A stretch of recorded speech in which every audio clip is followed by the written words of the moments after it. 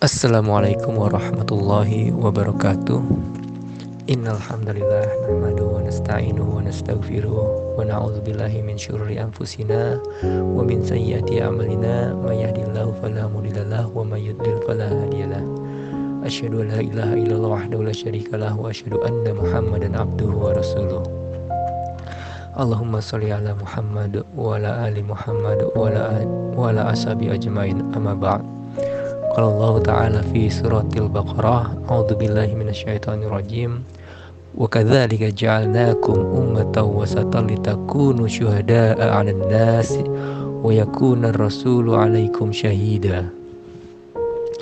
Wa ma ja'alnal qiblata allati kunta 'alaiha illa lina'lama man yattabi'ur rasula mimman yanqalibu 'ala 'aqibaihi. Wa in kanat lakabiratan illa 'alal ladzina hadallah wa ma kana Allah liyudhi'a imanakum innallaha bin-nasi laraufur rahim. Shadaqallahul azim. Yang terhormat Bapak Pimpinan Ranting Muhammadiyah Bangun Jawa Barat, perkenankan saya pada kesempatan kali ini Faris Mujahid untuk menyampaikan kultum. Kebetulan hari Jumat ini giliran saya. Topik yang akan kita bahas ini kaitannya dengan umatan wasaton atau umat pertengahan yang tadi sekilas sempat saya bacakan di awal pada surat Al-Baqarah ayat 143 yang artinya a'udzubillahi minasyaitonirrajim, dan demikian pula kami telah menjadikan kamu umat Islam, umat pertengahan, agar kamu menjadi saksi atas perbuatan manusia dan agar Rasul Muhammad menjadi saksi atas perbuatan kamu, dan kami tidak menetapkan kiblat yang menjadi kiblatmu sekarang, melainkan agar kami mengetahui supaya nyata siapa yang mengikuti Rasul dan siapa yang membelot. Dan sungguh pemindahan kiblat itu terasa amat berat, kecuali bagi orang-orang yang telah diberi petunjuk oleh Allah, dan Allah tidak akan menyia-nyiakan imanmu. Sesungguhnya Allah Maha Pengasih lagi Maha Penyayang kepada manusia. Jadi saya akan coba ambil intisari dari tafsir Al-Azhar terkait konsep umatan wasaton.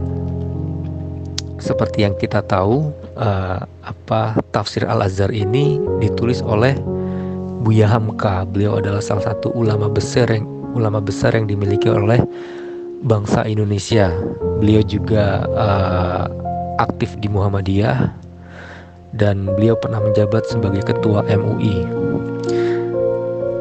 Tafsir Al-Azhar ini sejatinya ditulis oleh beliau, Buya Hamka, dengan perjuangan yang sangat berat. Kenapa? Karena beliau menyelesaikan tafsir ini ketika beliau di penjara selama 2 tahun 7 bulan. Jadi selama di penjara itu beliau ternyata produktif, dan qadarullah, dengan izin Allah, bisa menyelesaikan tafsir Al-Azhar ini sehingga pertama terbit pada tahun 1967. Oke, kembali kepada bagaimana karakteristik umatan wasaton yang dituliskan oleh Buya Hamka pada tafsir Al-Azhar berkaitan dengan surat Al-Baqarah ayat 143 tadi.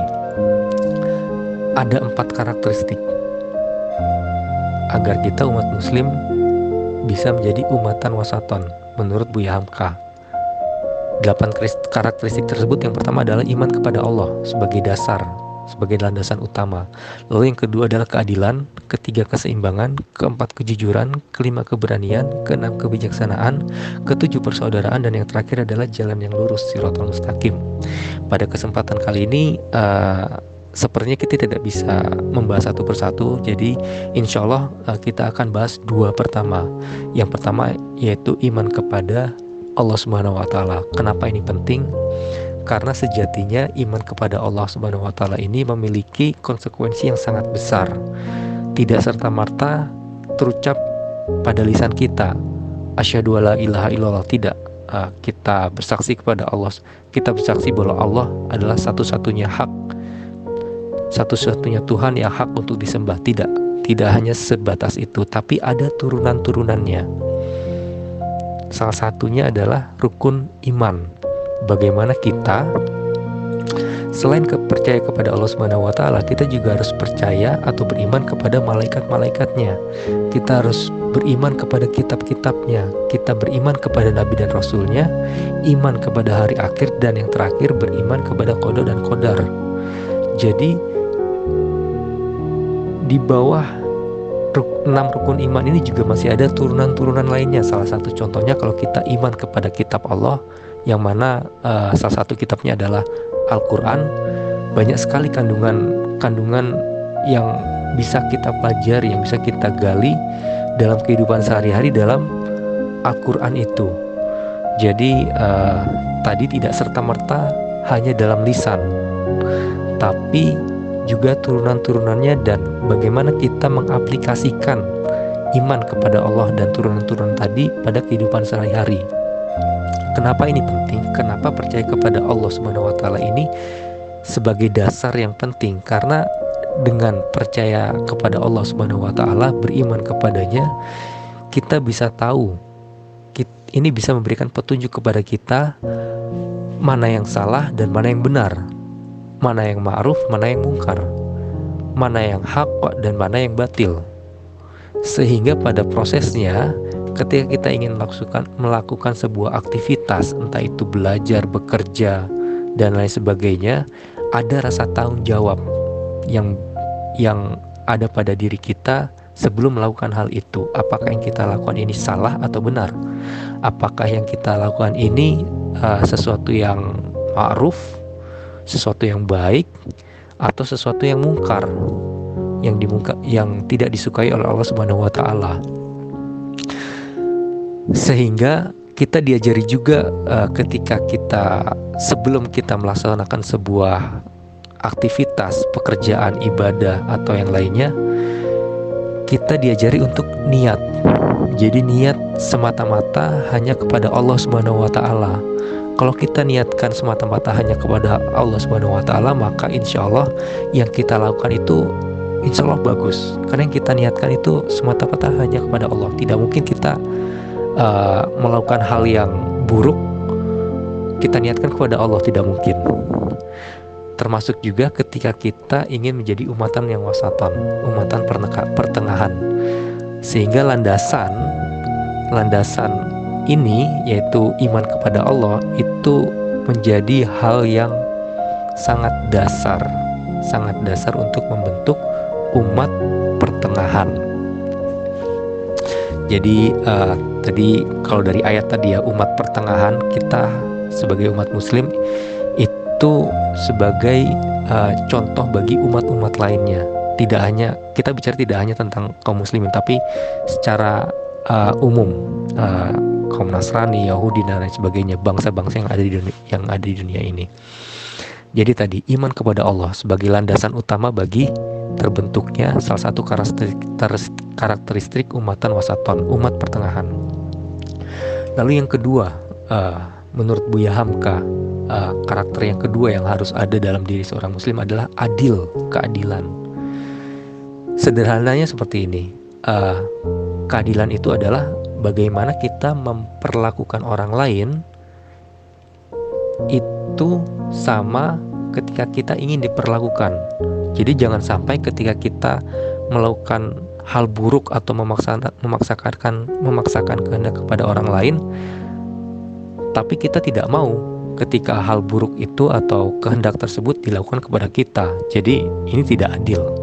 Jadi menurut Buya Hamka ada 3 hal, ada 3 perkara dalam adil ini, dalam melakukan keadilan, berlaku adil, yaitu persamaan, kemerdekaan, dan hak milik.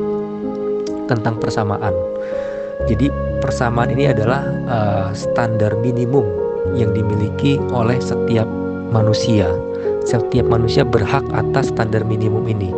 Contohnya, berhak atas kehidupan yang layak, berhak atas makanan, berhak atas tempat tinggal yang layak, berhak atas pakaian yang menutupi aurat, berhak atas pendidikan dan kesehatan.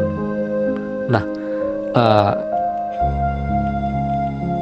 hak-hak mereka ini tentunya bisa dipenuhi oleh misalkan tetangga sekitarnya, atau dalam hal yang lebih luas adalah pemerintah. Jadi pemerintah wajib memberikan hak-hak dasar ini, hak persamaan ini kepada setiap manusia.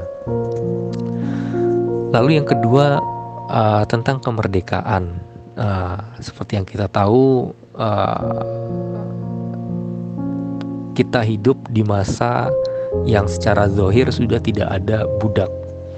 Sehingga kalau kita kembali ke fitrahnya, bagaimana Islam diajarkan, bagaimana Islam mengajarkan bahwasanya merdeka itu diberikan oleh Allah Subhanahu wa taala sejak manusia dilahirkan. Jadi kita semua merdeka sejak kita dilahirkan sampai kita tumbuh dewasa, tanpa harus kemerdekaan yang kita miliki ini mengganggu kemerdekaan orang lain, mengganggu ketentraman masyarakat. Jadi tetap ada batasnya, tapi masing-masing kita sejatinya sudah dilahirkan secara merdeka oleh Allah Subhanahu wa taala. Dan yang ketiga adalah hak milik. Nah, kalau kita bicara tentang hak milik, maka kita harus menghormati apa yang dimiliki oleh orang lain. Dan kita juga berhak orang lain menghormati apa yang kita miliki. Ada beberapa kasus di mana banyak sekali ini menjadi